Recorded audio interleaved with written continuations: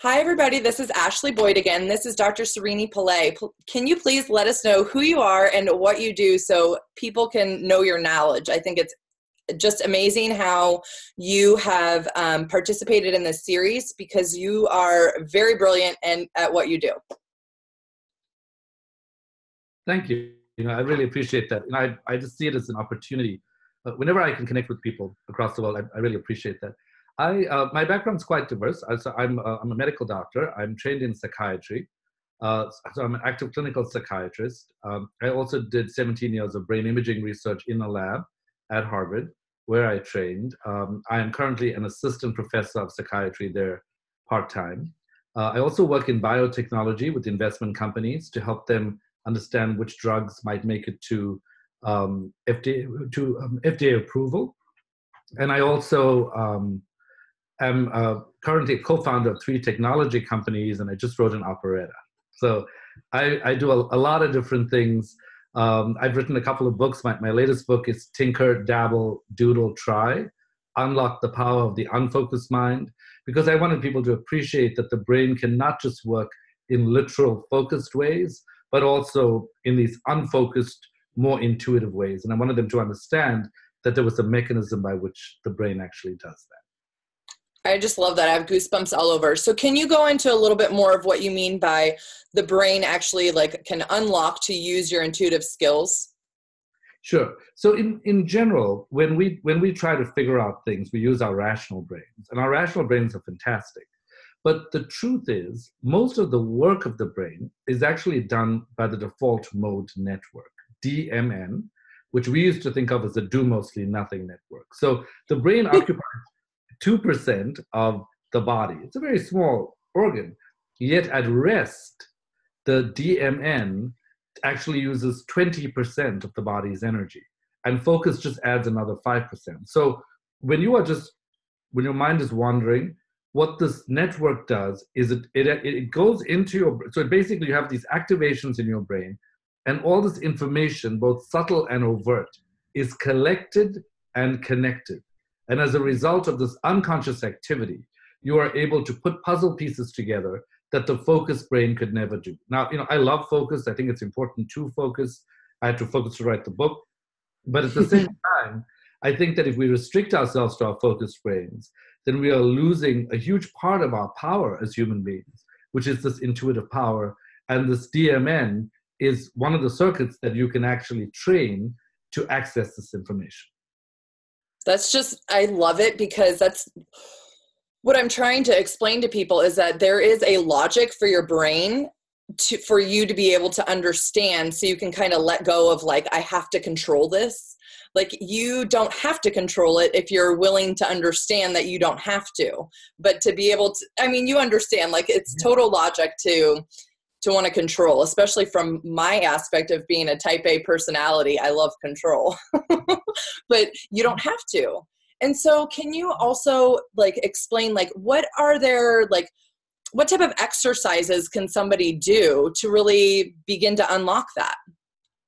So a couple of different things. So when we think about intuition and what is intuition in the body, I think the most recent research is teaching us that most likely when we have when information comes together in that way, it changes our physiology. So you get very subtle changes in heart rate, very subtle changes in breathing, but there is a part of the brain called the insula that can actually pick up these subtle sensations. So you may not even know what it is. You just know you're responding to something somewhere. And then slowly, as you gather more and more information, this information gets transported from the insula to the prefrontal cortex, where the picture starts to become clearer. So the first thing is to be aware, excuse me, that this is possible, and to be aware that really this kind of intuition is about changes in physiologic sensations. In terms of actual exercises that you can do, there are a few.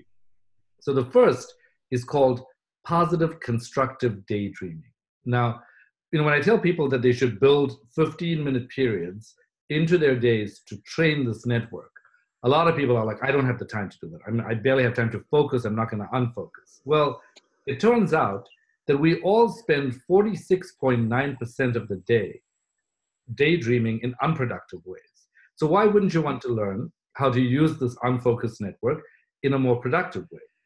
And Love so it. Jerome Singer actually did these experiments in the 1950s, where he said that sitting at your desk and just having your mind slip away is not that helpful. It's not that helpful to just be thinking about a prior night's indiscretion, say you had too much to drink and you're worried about it, not helpful. But what is helpful is positive, constructive daydreaming. And there are three things to remember that I would ask people to take out a piece of paper and a pen or pencil and write these 3 steps down.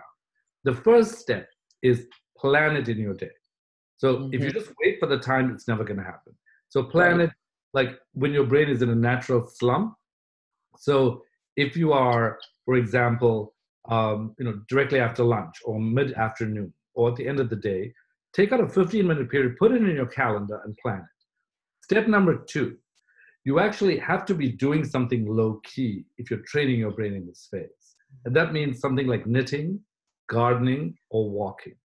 So if you just get up and you go for a walk in that 15-minute period, and actually your brain will be more creative if you walk outside and if you walk on a curvy path.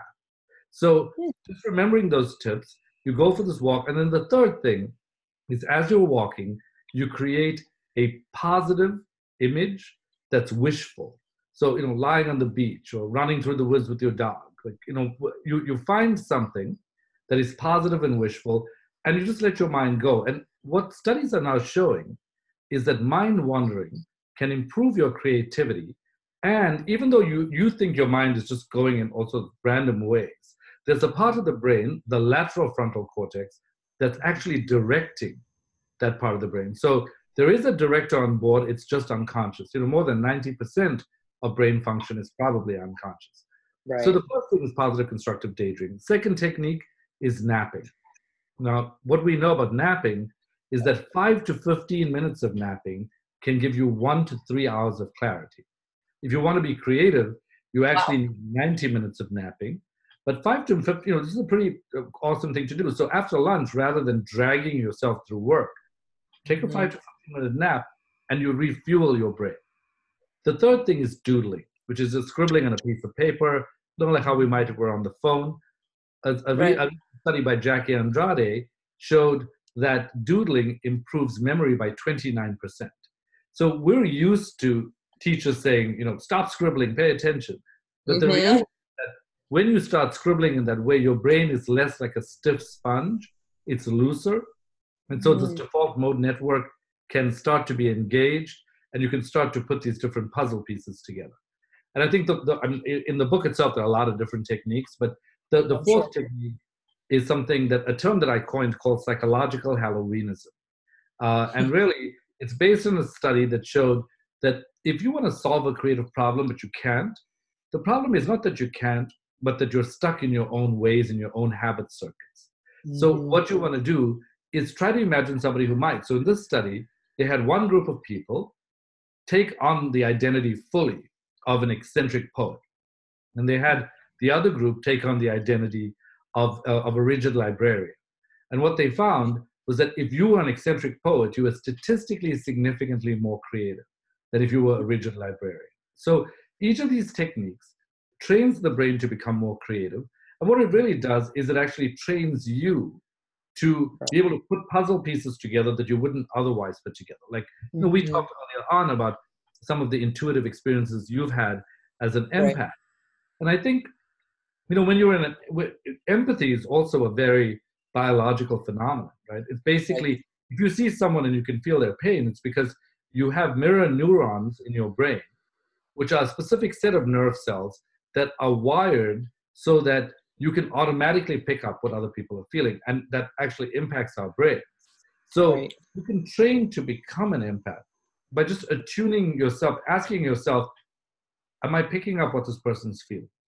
And that's emotional empathy. Cognitive empathy is, what is that person's point of view? So if I was sitting here, I would say that if you were to ask me, well, what might you feel about what I'm feeling? I would say I'm excited, and I would like you to be able to pick that up, and I think you do.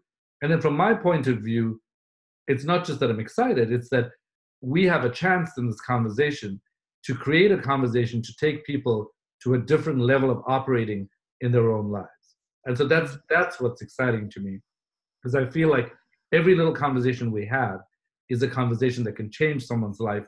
It really is about trusting that intuition is a biological phenomenon, and that if we remember that and we practice activating these creative circuits that can put information together, we will also enhance our intuition.